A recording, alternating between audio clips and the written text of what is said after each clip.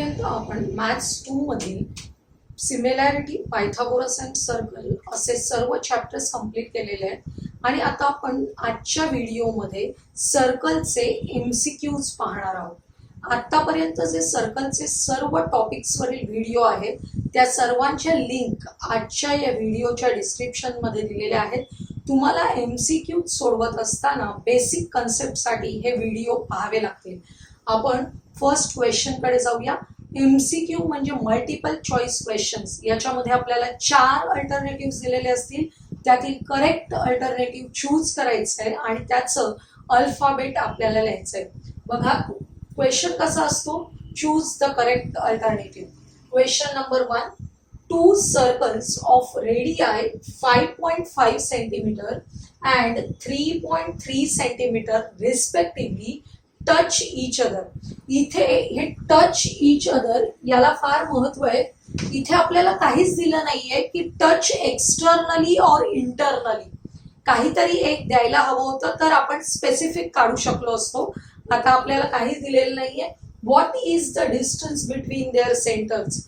आणि अशा वेळी डिस्टन्स बिटवीन देअर सेंटर्स काढायचंय तर आपल्याला दोन्ही केस लक्षात घेतल्या पाहिजे की circles touching externally and circles touching internally. आपण दोन्ही फिगर लक्षात घेऊया. हे एक सर्कल आहे, हे एक सर्कल आहे. When circles touch each other externally आणि रेडियस दिलेले आहेत आपल्याला. मोठ्या सर्कलची रेडियस आहे 5.5 आणि सेकंड सर्कलची रेडियस आहे 3.3. जेव्हा circles touch each other externally, we add the radii of the two circles. Therefore, distance between the centers of the two circles is equal to 5.5 plus 3.5. 3.3, that is 8.8. आता second condition आपल्याला लक्षात घ्यावी लागेल. when circles touch each other internally. बघा हे एक circle आहे, याच्या आतमध्ये आपण एक सर्कल काढतो आहोत की जे इथे आतमध्ये आहे.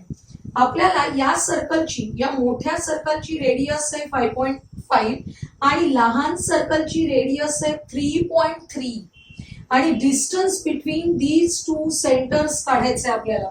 आणि अशा वेळी आपण काय करतो, सबट्रॅक्शन ऑफ 2 रेडियाई म्हणजेच 5.5 minus 3.3 that is 2.2.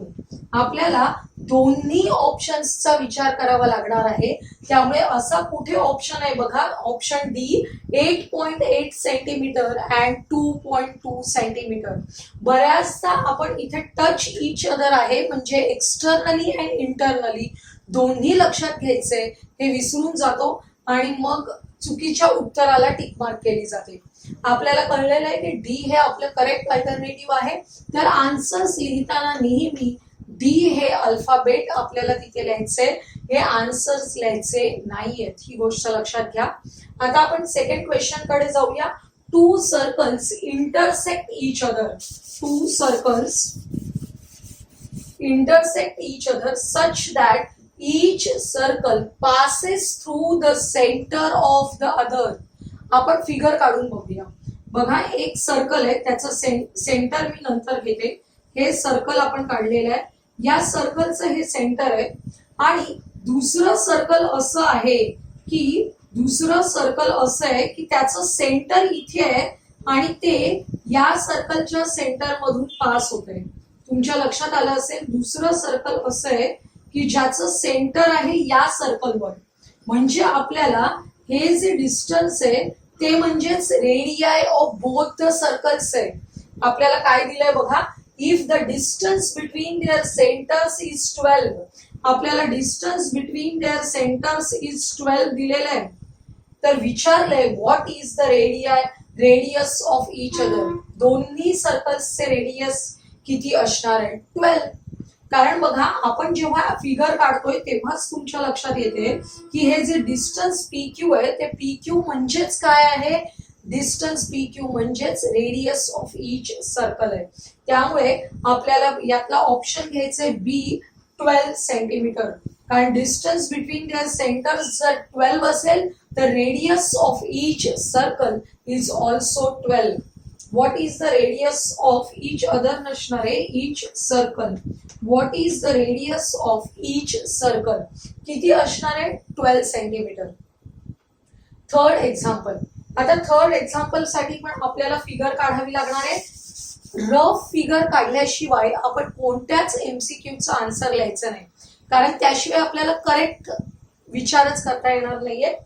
Angle ACB is inscribed in arc ACB. Angle ACB बघा, हे एक सर्कल आहे. या सर्कल मध्ये हा एसीबी हा आपण एक अँगल काढतोय विच इज इन्स्क्राइब्ड अँगल. आणि हा अँगल कुठे कोणत्या आर्क मध्ये इन्स्क्राइब झालेला आहे आर्क एसीबी. म्हणजेच हा जो मागचा आर्क आहे तो या अँगलला इन्स्क्राइब करणारा आर्क आहे. तुमच्या लक्षात येत असेल, हा जो अँगल एसीबी आहे तो या एसीबी आर्क मध्ये इन्स्क्राइब्ड झालेला आहे. तर पुढे काय दिलंय, व्हॉट विथ सेंटर ओ. आपण इथे सेंटर ओ घेऊया. with center O, if ACB is equal to 65, measure of this angle is equal to 65, find the arc of measure ACB. हा जो मी पिंक चॉकने केलेला आहे त्या आर्क ACB चं मेजरमेंट आपल्याला काढायचं आहे. त्याच्यासाठी आपण काय करूया, हा जर इन्स्क्राइब्ड अँगल असेल तर त्याने इंटरसेप्ट केलेला हा जो आर्क आहे या आर्कचं मेजरमेंट अगोदर आपण काढूया. काय असणार आहे, नेहमी काय म्हणतो आपण, measure of inscribed angle is equal to half of the intercepted arc. म्हणजे angle ACB is equal to half of the major arc. कोणता आर्क आहे एबी. आपण इथे मध्ये एक्स नाव घेतलं तर AXB असं लिहिता येईल. इथे आता एसीबी चं मेजरमेंट दिलंय 65 is equal to half into major arc AXB. हे 2 इकडे आल्यावर मल्टिप्लाइड बाय होतील. 65 इंटू 2 झाले 130 which is equal to major arc AXB. बघा, हा जो आहे याचं मेजरमेंट आहे 130 आणि आपलं संपूर्ण सर्कल आहे त्या सर्कलचं मेजर किती असतं 360. Out of 360 this much is 130. म्हणजे रिमेनिंग आर्क आपल्याला काढायचे 360 मायनस 130 किती येणार आहे बघा 230. त्यामुळे हा जो पिंकने दाखवलेला आपण आर्क एसीबी आहे त्याचं मेजरमेंट असणार आहे 230 डिग्रीज. म्हणजेच आपला करेक्ट अल्टरनेटिव्ह आहे टी. आपण सेकंडचा आन्सरच इथे लिहिलेला नाहीये, ते सेकंडचा आन्सर लिहून घेऊया. मग थर्डचा आन्सर लिहितोय. थर्डचा आन्सर आहे डी. थर्ड क्वेश्चनचा आन्सर आहे डी. आपण इन्स्क्राइब्ड अँगल थिअरम वापरलेला आहे. प्रत्येक एक्झाम्पल मध्ये आपल्याला सर्कल मधल्या महत्वाच्या टॉपिक्सचा उपयोग होतोय. हे टॉपिक्स रिवाइज करण्यासाठी तुम्ही अवश्य सर्कलचे व्हिडिओज पुन्हा एकदा बघा. आपण नेक्स्ट एमसीक्यू बघूया. A circle touches all sides of a parallelogram, so the parallelogram must be. बघा, सर्कल पॅरलेलोग्रामच्या सर्व साइड्सना टच करतोय तर आपल्याला हवंय की पॅरलेलोग्राम काय असला पाहिजे. आता तुम्ही म्हणाल ऑलरेडी पॅरलेलोग्राम आहे सांगितलंय, मग पॅरलेलोग्राम काय असला पाहिजे म्हणजे काय. पॅरलेलोग्राम हा एक बेसिक क्वाड्रिलॅटरल आहे whose opposite sides are parallel and congruent to each other. त्यामुळे पॅरलेलोग्रामचेच स्पेसिफिक टाइप कोणते आहेत, रोम्बस, त्यानंतर रेक्टँगल, स्क्वेअर, हे सगळे पॅरलेलोग्रामच आहेत. कारण त्याच्यामध्ये एक एक स्पेसिफिक क्वालिटी ऍड होत जाते. तेच आपल्याला बघायचंय की रेक्टँगल, रोम्बस अँड स्क्वेअर याच्यापैकी कोणती आकृती असणार आहे की ज्या योगे तो पॅरलेलोग्राम काय असेल तर त्या पॅरलेलोग्रामच्या सर्व साइड्सना सर्कल आतून टच करत असेल. बघा, असा एक रोम्बस जर काढला तर तुमच्या लक्षात येईल हा जो रोम्बस आहे या रोम्बसच्या सर्व साइड्सना टच करणारं सर्कल आपण काढू शकतो. आपल्याकडे आपल्या पुस्तकामध्ये असे काही एक्झाम्पल्स आहेत सॉल्व्ह करण्यासाठी. त्यामुळे तुम्हाला लगेच स्ट्राईक होईल की हा जो पॅरलेलोग्राम आहे ज्या पॅरलेलोग्रामच्या सर्व साइड्सना टच करणारं सर्कल आहे असा पॅरलेलोग्राम कोणत्या टाईपचा असेल तर आपल्याला त्याचा टाईप लिहायचंय रोम्बस. कारण बघा या डायमीटर जेवढा आहे या डायमीटर एवढ्याच या रोम्बसच्या साइड्स असणार आहेत. त्यामुळे आपल्याला रेक्टँगल हा ऑप्शन चुकीचा आहे आणि हा स्क्वेअर हा जो ऑप्शन आहे तो स्पेसिफिक केस मध्ये असणार आहे, हे लक्षात घ्या. त्यामुळे आपल्याला प्रॉपर आन्सर लिहायचं असेल तर आपण काय लिहू शकतो, रोम्बस. आता fifth, length of the tangent segment drawn from a point. याला आपल्याला फिगर काढायला सुरुवात करूया वाचत वाचतच. Length of a tangent segment drawn from a point which is at a distance of 12.5 from the centre. बघा इथे एक सर्कल काढूया. या सर्कलचं हे सेंटर असेल तर त्या सेंटर पासून 12.5 डिस्टन्स वर असलेला एक पॉइंट घेतलेला आहे. आपण काही घेऊया पी. या सर्कलचं सेंटर घेतलं ओ. आपल्याला नावं दिली नाहीये, आपण घेऊ शकतो. त्याची लेंथ किती आहे, 12 सेंटीमीटर.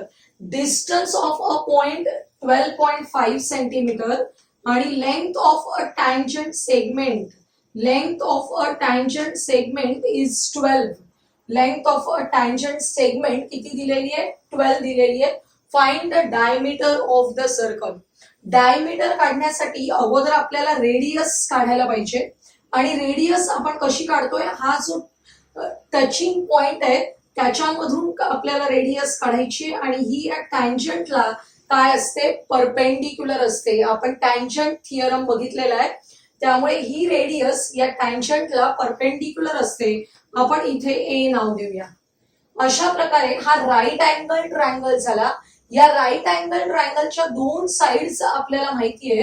ही तिसरी साइड काढायची आहे. म्हणजे कोणता थिअरम यूज करतो आपण, पायथागोरस थिअरम.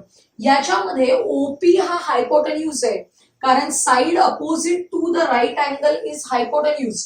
ओपी हा हायपोटेन्यूज आहे, म्हणजे आपण कसं लिहिणार, O A square plus AP square is equal to OP square. O A square आपल्याला काढायचंय प्लस एपी ची व्हॅल्यू आहे 12. 12 square is equal to 12.5 square. आपल्याला 12 स्क्वेअर सगळ्यांना माहिती आहे. किती आहे 12 स्क्वेअर, 144 इज इक्वल टू.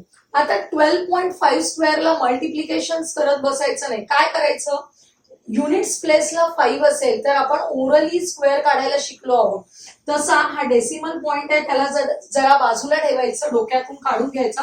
फक्त असा नंबर आहे असं लक्षात घ्या आणि याचा स्क्वेअर आपल्याला करायचंय. तर काय करणार, 5च्या ऐवजी 25 आणि हे जे 12 आहे त्याचा नेक्स्ट नंबर घ्यायचंय. 12चा नेक्स्ट नंबर काय आहे, तो 13. तेव्हा 12 मल्टिप्लाइड बाय 13 करायचे. 12 मल्टिप्लाइड बाय 13 करायचे. किती येतात बघा, 12 36 हातच्याले 3, 12 36 हातच्याले 3, 12 12 आणि 3 15, म्हणजे 156 झाले. इथे घेऊया 156.25. हा जो आहे 25, इथे 156 मल्टिप्लिकेशन लिहायचं आणि डेसिमल पॉइंट किती स्थळांनी द्यायचंय, मागच्या बाजूला 2. कारण इथे ऑलरेडी एका स्थळाने आपल्याकडे डेसिमल पॉइंट आहे, त्यामुळे त्याच्या दुप्पट स्थळांनी म्हणजेच 156.25 असं आपल्याला ओरली त्याचा स्क्वेअर करता येतो. आणि आता ओ ए स्क्वेअर करायला 156.25 मधून 144 मायनस करायचे. आपण रफ वर्क करतोय म्हणून मी अशी उभीच वजाबाकी सबट्रॅक्शन करते आपलं काम सोपं होण्यासाठी. बघा 12.25 आला. आता 12.25 कोणाची व्हॅल्यू आहे, ओ ए स्क्वेअरची. त्याचं स्क्वेअर रूट काढायचंय. आता पुन्हा आपल्याला तीच मेथड फॉलो करायची आहे. हा 25 असेल तर आपण काय लिहायचं, 5. 12 चे असे फॅक्टर्स पाडायचे की 2 कॉन्सिक्युटिव्ह नंबर्स असले पाहिजे. 3 4 12. त्यातला 3 हा छोटा फॅक्टर आपल्याला घ्यायचा आहे 3. आणि इथे 2 स्थळांनी डेसिमल असेल तर स्क्वेअर रूट काढताना बरोबर उलट करायचं, एका स्थळाने डेसिमल घ्यायचा. म्हणजे 3.5 ही आपल्याला रेडियस आलेली आहे. O A is equal to 3.5. आपल्याला विचारलंय what is the diameter of the circle. Diameter रेडियसच्या दुप्पट ट्वाइस असतो, त्यामुळे 3.5 multiplied by 2 is equal to 7. आपला आन्सर आहे बघा 7, म्हणजे सी हा आपला करेक्ट अल्टरनेटिव्ह आहे. पहिल्याचा आपण आन्सर लिहिलेला नाहीये, फोर्थ क्वेश्चनचा आन्सर लिहायचं बी, फिफ्थ क्वेश्चनचा आन्सर लिहायचे आपल्याला सी. आन्सर शीट मध्ये आपल्याला अशा पद्धतीनेच आन्सर्स लिहायचे.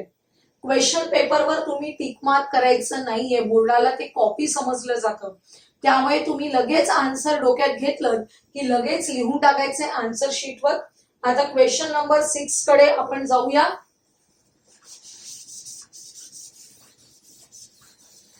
क्वेश्चन नंबर 6 कडे आपल्याला जायचंय. प्रश्न वाचा. If two circles are touching externally. आता आपल्याला स्पेसिफिक सांगितलंय circles touch externally. How many common tangents of them can be drawn. आपण फिगरच काढून बघूया, आपल्या लक्षात येईल. हे एक सर्कल आहे आणि हे एक सर्कल आहे. These two circles touch each other externally. तर आपल्याला काढायचे टँजंट्स, कॉमन टँजंट्स किती काढता येतील बघा. या दोघांसाठी आपण इथे टँजंट काढू शकतो अशा प्रकारे, जो दोघांना कॉमन टँजंट आहे. त्यानंतर इथे काढू शकतो आपण दोघांसाठी कॉमन टँजंट. बघा टँजंट काढायचंय म्हणजे तो टच होईल असा काढायचंय. हे दोन टँजंट झाले आणि अजून एक इथून आपल्याला कॉमन टँजंट काढता येतो, which is common to both the circles touching externally. म्हणजे किती आपल्याला टँजंट्स काढता येणार आहे? 3 टँजंट्स कॅन बी ड्रॉन. त्यामुळे यातलं करेक्ट आन्सर आहे सी. आपण इथे लिहितोय क्वेश्चन नंबर 6 साठी सी हे करेक्ट आन्सर आहे.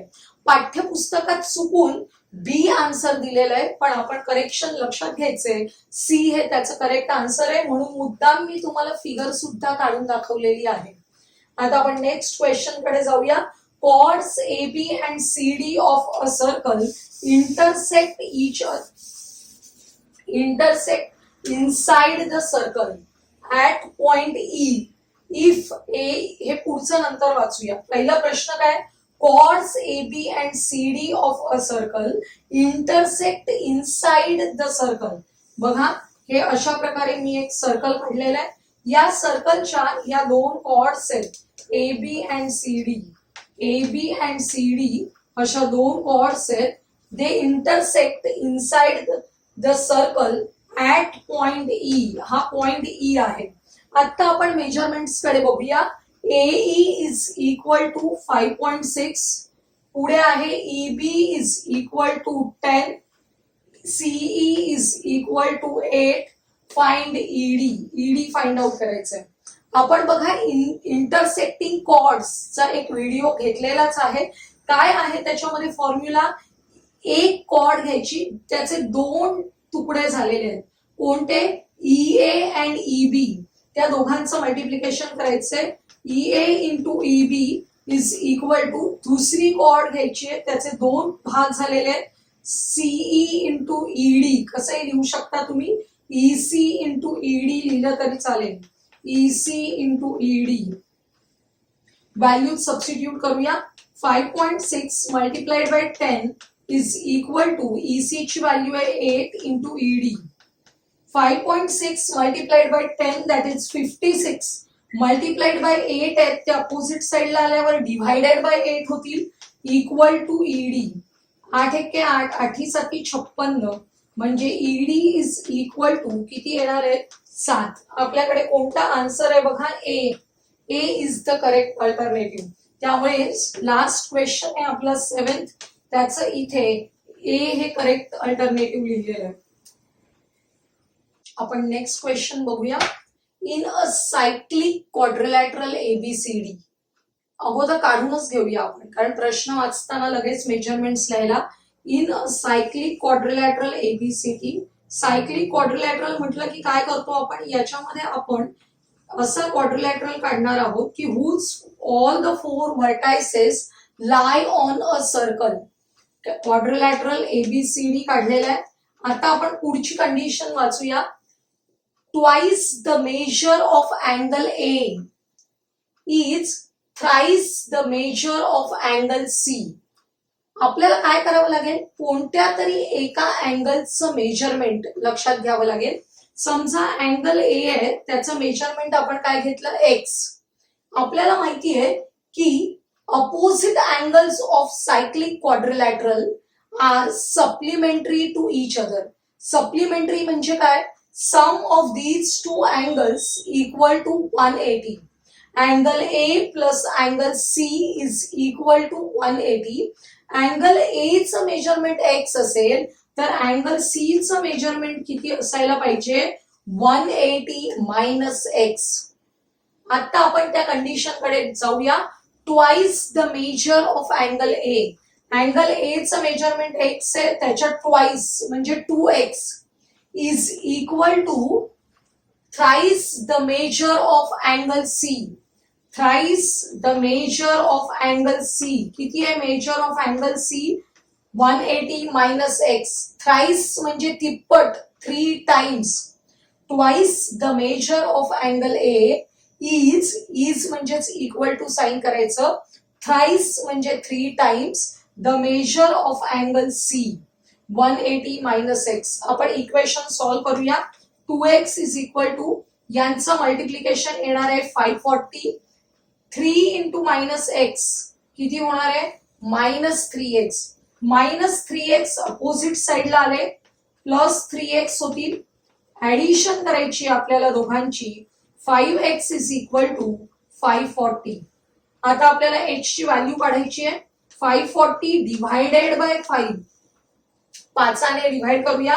5 एके 5. इथे 4ला डिव्हाइड करता येत नाहीये, 5 पेक्षा लहान नंबर आहे. 0 द्यायचा, भाग लागत नसेल तेव्हा. आणि मग हे दोन्ही डिजिट्स घेऊन डिव्हिजन करायचे. 5 8 40. म्हणजे x ची व्हॅल्यू आली 108. x ची व्हॅल्यू, याचाच अर्थ a ची व्हॅल्यू किती आलेली आहे, 108. आपल्याला कोणता अँगल काढायला सांगितलंय, find the angle C. Angle C म्हणजे हा काढायचा आहे. आता आपण तोंडी काढू शकतो. 180 मायनस एक्स म्हणजे 180 मायनस 108. 180 मधून 108 मायनस करायचे, किती येईल, 72. इथे आपल्याकडे 72 ऑप्शन आहे का बघा. बी हा आपला करेक्ट अल्टरनेटिव्ह आहे. इथे आपल्याला क्वेश्चन नंबर 8 साठी बी हा अल्टरनेटिव्ह लिहायचा आहे. आता क्वेश्चन नंबर 9. आता आपण अगोदर क्वेश्चन नंबर 9 कडे जाण्याआधी मी हे पुसून घेते, म्हणजे आपल्याला फिगर काढता येते लगेच. Number of circles that can be drawn through 3 non collinear points is. बघा पॉइंट कसे आहेत, 3 नॉन कोलिनियर पॉइंट्स. आपल्याला माहिती आहे 3 नॉन कोलिनियर पॉइंट्स असतील तर त्यापासून एक ट्रायंगल तयार होतो. आणि या ट्रायंगलच्या जे सर्कम सर्कल आहे ते सर्कम सर्कल म्हणजेच आपण नंबर ऑफ सर्कल्स, किती सर्कल ड्रॉ करू शकतो, only 1 circle can be drawn, which is the circum circle of a triangle formed by 3 non-collinear points. आपण जेव्हा फर्स्ट व्हिडिओ बघितला इंट्रोडक्शन टू सर्कल, त्याच्यामध्येच हा कन्सेप्ट आपण बघितलेला आहे. त्यामुळे 3 नॉन कोलिनियर पॉइंट्स असतील तर only 1 circle can be drawn, which is the circum circle of this triangle formed by non collinear points. त्यामुळे 9th साठी आपल्याला आन्सर लिहायचे ए alternative. 10th example, if tangents PA and PB आपण काढूया. if tangents PA and PB from a point P, आपण एक circle काढतोय. या सर्कलच्या बाहेर असलेला पॉइंट P आहे. या P पासून येणारे हे 2 टँजंट्स आहेत, PA and PB. हा पॉइंट P आहे. PA and PB are 2 tangents drawn from the point P to a circle with center O are inclined to each other at an angle of 70. These 2 tangent segments are inclined to each other at an angle of 70 degrees. हा जो angle आहे तो 70 आहे. तर आपल्याला कोणता angle विचारलाय, then angle POA शोधूया कुठे आहे. देन अँगल POA बघा इथे मी अशा प्रकारे लाईन काढून घेते. अँगल POA काढायचंय. अतिशय सोपं आहे. लक्षात घ्या काय होतं. हा इथे 90चा अँगल आहे तुम्हाला माहिती आहे कारण tangent at the end point काढलेला आहे. इथे सुद्धा हा 90चा अँगल आहे. टँजंटचे थिअरम वापरतोय आपण. आता हा जो बाहेरचा क्वाड्रिलॅटरल आहे मी मुद्दाम तुम्हाला या पिंक चॉकने दाखवते. हा जो क्वाड्रिलॅटरल आहे या क्वाड्रिलॅटरल मध्ये these two are right angles 90 plus 90 180. Then the sum of these two angles is also 180. हा 70 असेल तर 180 होण्यासाठी हा अँगल किती असायला पाहिजे 110. 70 होण्यासाठी हा अँगल किती असायला पाहिजे 110. आणि आपण बघितलेलं आहे की जेव्हा आपण हा ओपी जॉईन करतो तेव्हा these two triangles are congruent. Because of this these two angles are also congruent. त्यामुळे 110 चे 2 इक्वल पार्ट्स करायचे. 110 divided by 2 which is equal to 55 degrees. त्यामुळे आपल्याला हवा असलेला अँगल आहे POA is equal to 55 degrees. कोणता ऑप्शन आहे बघा आपल्याकडे. B is the correct alternative. 10th एक्झाम्पलचं बी करेक्ट अल्टरनेटिव्ह आहे. जेव्हा आपण फिगर काढतो तेव्हाच आपल्या लक्षात येऊ शकतं. हे लक्षात घ्या. रफ डायग्राम्स आहेत तुम्ही पेन्सिलने काढायचे परंतु माप न घेता कच्च्या काढायचे. जसं मी आता हाताने काढते तशाच तुम्ही मागच्या पेजवर काढायचे. आन्सर शीट आहे त्याचं लास्ट पेज नेहमी रफ वर्क साठी तुम्ही यूज करायचे म्हणजे तुम्ही हाताने डायग्राम काढल्या तरी तिथे चालणार आहे. आजच्या या व्हिडिओमध्ये आपण काय बघितलं सर्कल मधील सर्व MCQs बघितले. हे बघत असताना तुमचे सर्कल मधले बरेचसे टॉपिक्स रिवाइज झाले. आजचा हा व्हिडिओ जर तुम्हाला आवडला असेल तर लाईक करा, तुमच्या मित्रमैत्रिणींना शेअर करा आणि आपल्या या चॅनलला सबस्क्राईब करायला विसरू नका.